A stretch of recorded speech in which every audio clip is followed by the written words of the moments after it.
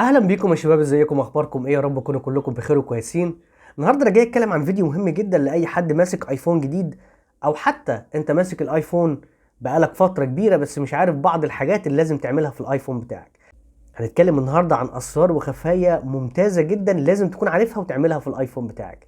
اعمل لايك للفيديو واشتراك للقناه وفعل زرار الجرس، ويلا من غير اي رغي كتير نتحرك بسرعه ونشوف هنعمل ايه في الايفون بتاعنا. يلا بينا.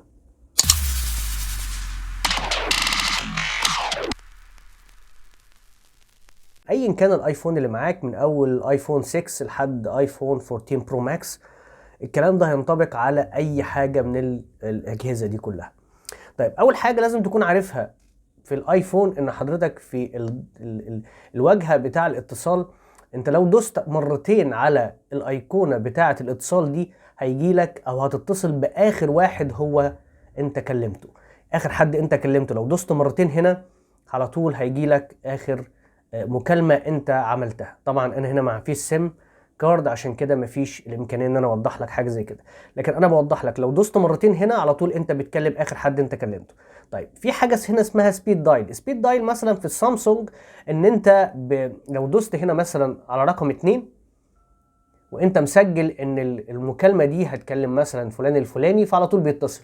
كل اللي عليك تعمله ان انت هتدوس فعلا دوسه مطوله على الرقم وتروح دايس هنا برضه هيتصل. طب انت عايز تسجل رقم جديد، مثلا هتدوس رقم 9 على سبيل المثال، مثلا هتدوس رقم 9 كده وتروح عامل اد دايل. اد دايل ده يعني انت بتضيف رقم زي ما انت شايف كده، وتقوم ضايف رقم من على الكونتاكت، وكده انت بتعمل سبيد دايل بدل ما انت تعمل اتصال كل شوية او تبحث عن الرقم. دول حاجتين انت كده لازم تكون عارفهم. طيب، في حاجة تانية بقى مهمة. انت دلوقتي معاك الموبايل بتاعك بتتصفح فيه، دلوقتي انت فتحت كده الفيسبوك وتمام وزي الفل ومبسوط، ففي واحد قال لك بقول لك ايه، ما توريني كده اللي انت بتتفرج عليه ده، ايه الصورة دي؟ مش عارف ايه. فهو انت خايف لحسن ياخد منك التليفون ويقلب في حاجات تانية. تعمل ايه بقى؟ كل اللي عليك تعمله زرار الهوم ده. طبعا زرار الهوم ده في ال6 او ال7 او ال8، لكن زرار الباور اللي جنبه اللي في الجنب هو اللي هتستخدمه في طبعا ال11 وانت طالع، او الاكس او الاس اكس ماكس او الحاجات دي وانت طالع بقى لحد ال14 برو ماكس. كل اللي عليك تعمله ان انت قبل ما تديله تليفونك هتروح دايس 3 مرات سريعا على الزرار. هيقول لك حاجه اسمها الاكسس جايد، تدوس على الاكسس جايد. خلاص، بص بقى التليفون عامل ازاي يا باشا. بص التليفون عامل ازاي. خلاص، مفيش حاجه شغاله فيه، كل حاجه فيه وقفت تماما تماما. هو كل اللي انت هتعمله ان انت هتديله تليفون عشان يتفرج على الحاجه اللي انت عايزه يتفرج عليها بس. طيب، هيقول لك ايه ده التليفون واقف. قول له اه معقوله. خد بقى منه التليفون يا باشا ودوس 3 مرات. هيقول لك اكسس جايد، قول له ايوه تمام. هيطلب منك باس كود، هتدخل الباس كود بتاعك. خلاص كده يا باشا، هيقول لك اوكي. بعد ما تدخل الباس كود هيقول لك اند او انتهاء. خلاص كده انت كده يا باشا رجعت تليفونك زي ما كان. طب نعمل القصه دي ازاي يا باشا؟ كل اللي عليك تعمله الموضوع بسيط جدا وسهل. هتعمل ايه بقى؟ هتروح داخل على السيتنج، تدخل على الاكسسبيليتي. طبعا السيتنج او الضبط بالعربي، عندك الاكسسبيليتي يعني التسهيلات بالعربي برضو. انا بقول العربي عشان الناس تكون اللي معاها جهازها عربي. اكسسبيليتي هي تدخل عليها، هتدخل على تحت خالص، تنزل تحت خالص في حاجه هنا اسمها الاكسس جايد.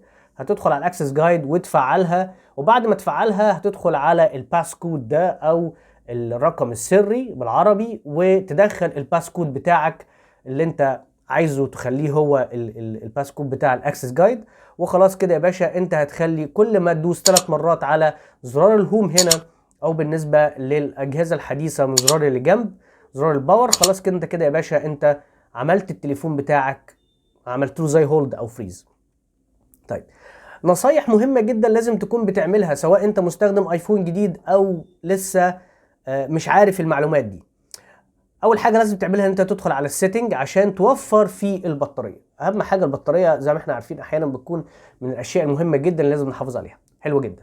طيب، اول حاجة لازم تعملها ان حضرتك هتدخل على الجنرال او العام. هتدوس على الجنرال او عام. هتنزل تحت يا باشا في هنا حاجه اسمها باك جراوند اب ريفرش او التطبيقات اللي في الخلفيه هتدوس عليها وتعملها اوف. لو هي معموله معاك اون انت كده بتاكل في البطاريه اكل. ليه بقى؟ عشان هي بتعمل ريفرش بشكل تلقائي يعني مستديم، فطبعا ده بيعمل عمليه ان الجهاز بتاعك البطاريه بتاعته بتستهلك. طيب في حاجه تانية بنوفر معانا في البطاريه بكل تاكيد، تعال نشوف. هتدخل هنا يا باشا على برضو السيتنج، تدخل على الاب ستور وتنزل هنا، اسف قبل ما تنزل في حاجه هنا اسمها اللوكيشن دي تدخل عليها تعملها نيفر. ليه بتعملها نيفر؟ عشان ما تخليش كل الابلكيشنز عارفه مكان حضرتك فين. يعني ما هو يعني خلاص احنا بقينا قاعدين في الشارع، فبلاش كل الابلكيشن تديها الابروف او تديها السماحيه ان هي تعرف تكون انت فين. حاجه تانية عندك هنا تحت هنا بقى في حاجه اسمها اوتوماتيك داونلود او التحميل التلقائي بالعربي، هتعملها اوف سواء التطبيقات او الابديت بتاع التطبيقات. اعملها انت بايدك يا عم، بلاش تخلي الجهاز هو اللي يبحث ويعمل القصه دي لان ده بيحمل على البطاريه. اوتوماتيك داونلود نفس الكلام، هنا من السيلولار داتا بتفصل ان هي ما تخليش تحمل من الداتا او ال4 جي اللي هي رقم اللي هي الاختيار ده اوتوماتيك داونلود، والسيلولار داتا دي اللي هي ال4 جي. تمام. تنزل تحت بقى حضرتك هتعمل كل اللي انت شايفه ده اوف عشان ما تحملش على البطاريه بتاع الجهاز وتحافظ على البطاريه الى اطول وقت ممكن. في حاجه تانية مهمه لازم تكون عارفها، ان ابل نفسها بتتجسس عليك عن طريق، بتتجسس عليك من خلال التطبيق بتاع سفاري المتصفح بتاعها. هتقول لي معقوله؟ اقول لك معقوله جدا. تدخل على الاعدادات، تنزل على سفاري بالعربي. بص بقى يا باشا، هنا في حاجه هنا اسمها لازم تعملها اوف. بص هوريها لك دي، شايف الاختيار ده لازم تعمله اوف. بريفنت كروس سايت تراكنج، هو هنا بيتتبعك انت رحت فين بالظبط امتى ازاي. يعني بص هيجيبك، يعني هيجيبك، اعملها اوف ارجوك لان انت كده انت قاعد في الشارع. رقم 2 دي اللي هي اختفاء الاي بي ادرس، اعمل له فروم تراكنجز، دي مهمه جدا تعملها برضو. والحاجات دي يعني الاختيارين دول مهمين جدا عشان سفاري هي عارفه انت موجود فين. طيب الاختيار اللي فوق ده يعني ده حاجه اضافيه كده، ان انت بتخلي البار بتاع السفاري نفسه فوق ولا تحت، ده على حسب انت محتاج ايه. دي كانت اهم الحاجات اللي انت لازم تكون عارفها في الايفون سواء مبتدئ جديد او انت مش عارفها. اتمنى ان انا قدرت اكون فدتكم. ما تنساش تعمل لايك للفيديو واشتراك للقناه وفعل زرار الجرس. لو احتجت اي سؤال انا مستنيك تحت في الكومنتات، ان شاء الله هرد عليك في اقرب وقت. ان شاء الله اشوفكم في الفيديو الجاي. تحياتي ليكم.